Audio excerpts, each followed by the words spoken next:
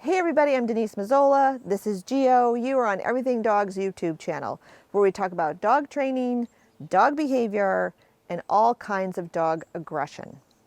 So today's video, I want to tell you about, everybody wants to know, I need to stop my dog's aggression, stop my dog's aggression. I get it.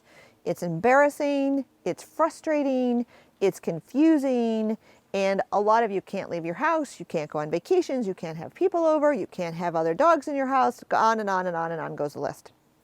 But before you can address any of those things, we have to have a fundamental knowledge that your dog, or an agreement that your dog is saying something by their behavior. So let's start with some easy ones. If your dog scratches on the door to go outside, I'm pretty sure they're scratching on the door to go outside.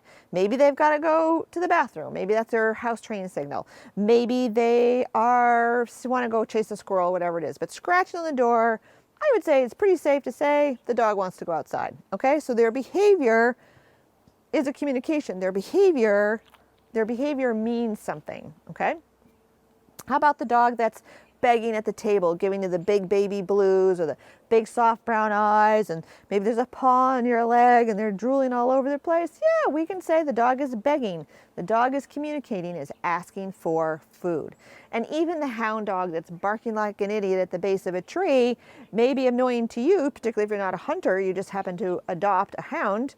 But in the dog world, a dog barking at the base of a tree says there's something up at the top of the tree, raccoon, bear, whatever it is, okay? All communication.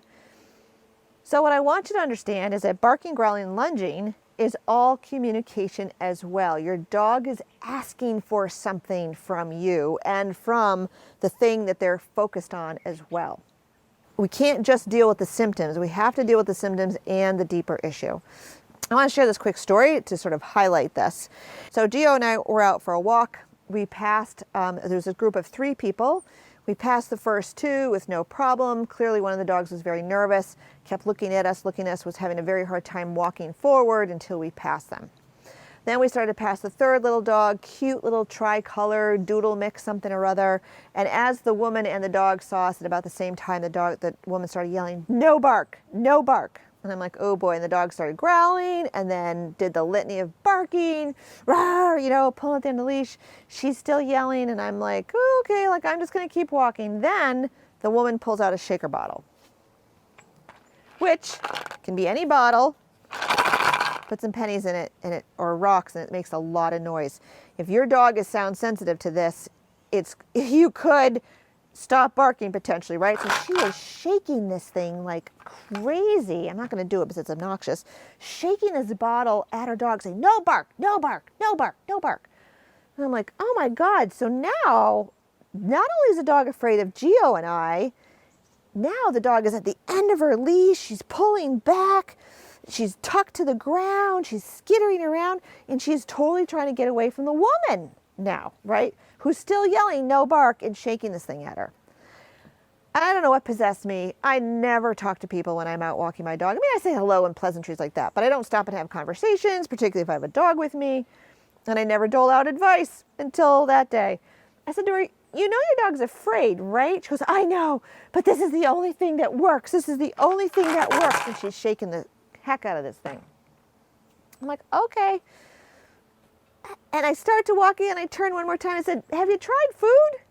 She goes, "Nothing works, nothing works. This is the only thing that works." I'm like, I don't think it's working. She's still barking. I was just heartbroken for that little dog because the little dog was communicating with her language to us, right? The barking, lunging, growling, which was mortifying to the owner, embarrassing to the owner. She just wanted to enjoy her walk. I really understand that. But the dog was also communicating, and they were having this tremendous miscommunication. The dog was asking for more space and distance, and the woman was just telling the dog to shut up. And then the mechanism that she was using was a punisher, which was scaring the crap out of her dog. So was the dog better? No, the dog was not better. If anything, she's making it worse because she's adding a second fear component on top of, or in the presence of the first fear component, which is the dog. Okay. Like I've said before, understanding And addressing the scientific needs behind your dog's aggression is the only way you're going to eliminate it. She is not going to have any better luck. Her dog walks are not going to get better while she is continuing to punish her dog with the shaker can, because she has no idea what her dog is asking for. She has no idea what the underlying issue is. And if she does, she acknowledges the dog is afraid, but she has no idea how to address that fear in a way that will make the walks better for the dog and ultimately better for her. Okay, guys, so in the comments below, let's talk about the obnoxious behaviors that your dog is doing. Barking, lunging, growling, whatever it is. Those are sort of the three big ones, but there's lots of other things underneath there. Tell me what they're doing and tell me what they're saying by that behavior. Okay? Gio and I will see you next week.